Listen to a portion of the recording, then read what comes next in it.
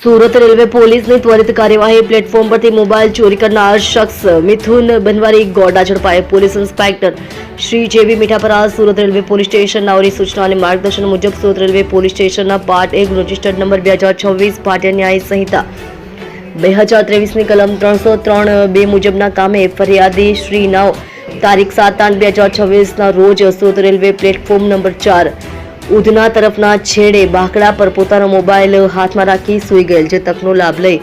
એક અજાણ્યો ઈસમ ફરિયાદીશ્રીનો મોબાઈલ ચોરી કરી નાસી ગયેલ. જે સમયે પ્લેટફોર્મ નંબર 2 અને 3 ઉપર સર્વેલન્સ સ્ટાફના માણસો ફરજ પર હતા, જેમને એક ઈસમ પર શંકા જતા તેને રોકીને નામઠામ પૂછતા તેણે પોતાનું નામ મિથુન બનવારી, જાતે ગોડા, ઉંમર વર્ષ 36, ધંધો મજૂરી, રહે ગામ પોસરી, પીપોદરા કેમ પાસે, તાલુકો ઓલપાડ, સુરત, મૂળ રહે ગામ જેમાદેવી, થાણા કૌસુજ નગર, જિલ્લો ગંજામ, ઓડિશા વાળો હોવાનું જણાવેલ. જેને પકડી પાડી તેની અંગ ઝડતી કરતા